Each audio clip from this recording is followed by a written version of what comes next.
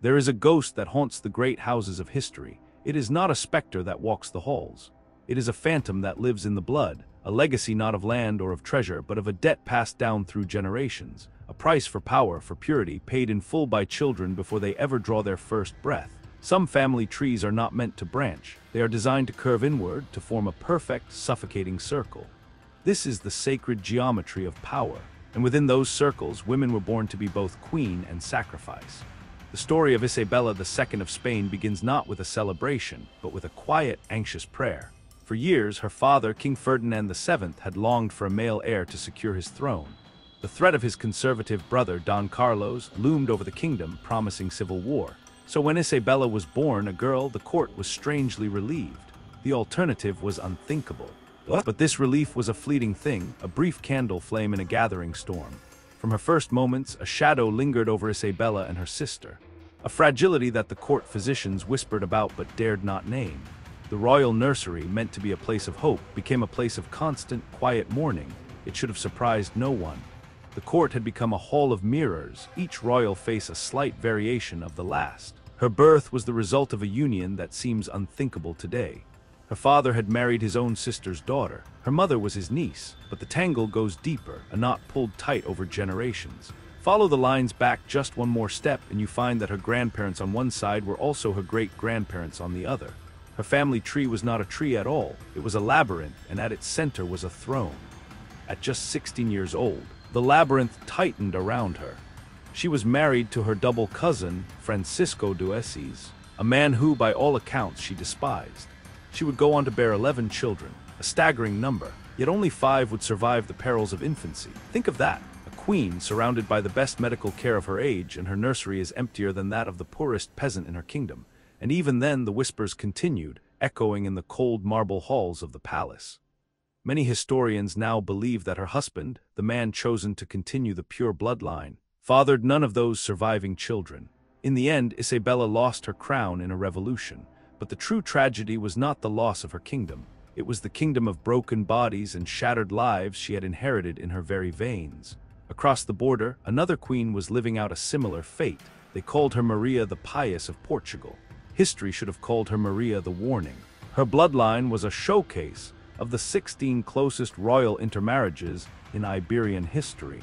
The pressure to keep that line unbroken, to keep power consolidated within the House of Braganza, was immense. So Maria did what was expected of her. She made a decision that would seal her own legacy in tragedy. She married her father's brother, her own uncle. The results were as predictable as they were heartbreaking. Half of the children she bore did not survive. Genetic complications were the likely culprit, a ghost in the genome claiming its due. Her eldest son and heir, a promising young man, died of smallpox. His death shattered her. As Maria aged, the toll became visible not just in her children's coffins, but in her own mind. Her piety curdled into a terrifying religious mania. She was convinced she was damned to hell.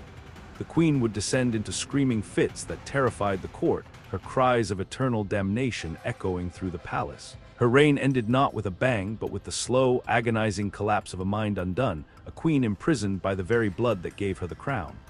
But for the true masters of this dark art, we must look to one family, the Habsburgs. For centuries, they dominated Europe through a simple, ruthless strategy: marry within the family, uncle to niece, first cousin to first cousin. It was the Habsburg way: a jutting jaw, a pendulous lip, a long, misshapen face. These were not just features in a portrait. They were the family crest worn on the flesh.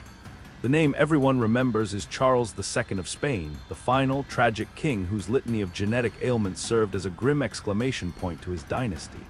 But the truth is, he was not the end point. He was just the most famous casualty. The true apex, the most perfect, terrifying product of the Habsburg design, was a woman history has almost forgotten. Her name was Maria Antonia of Austria. While Charles's family tree was a tangled mess, Maria Antonia's was something else entirely.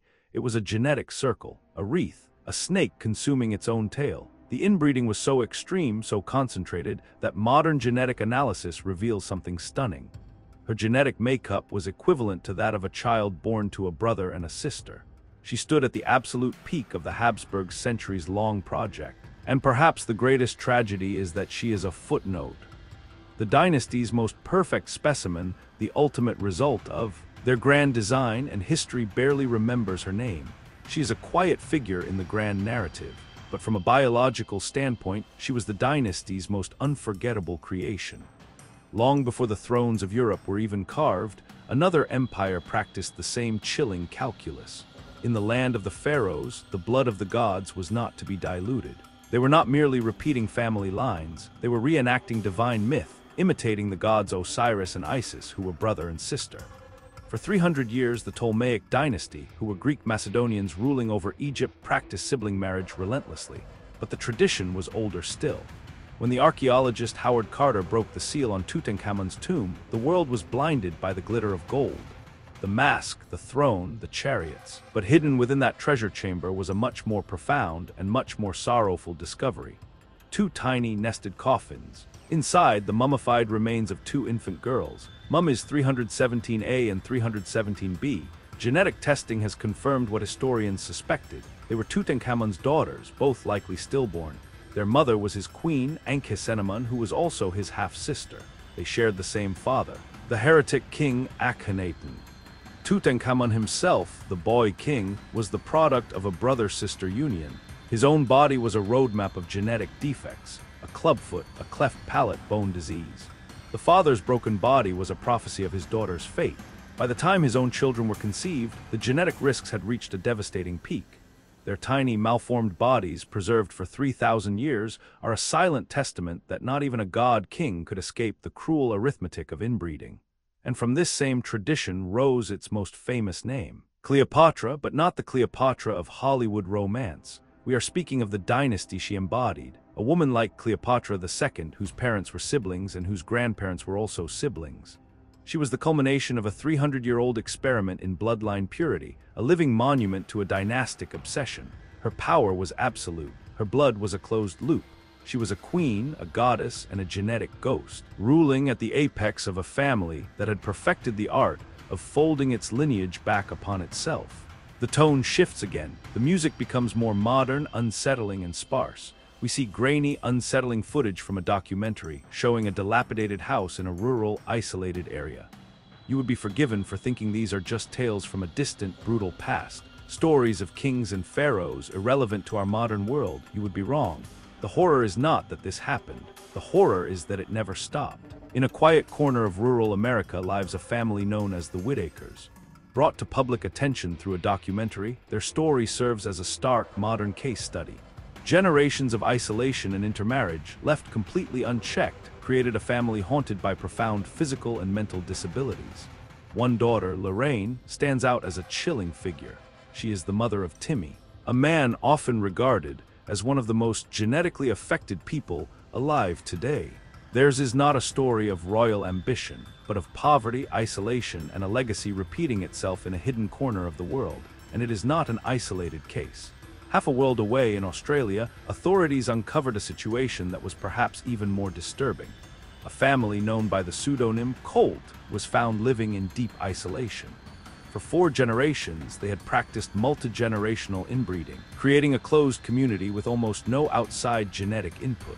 When the truth finally came to light, the story that unraveled was a complex web of abuse and neglect that led to multiple arrests.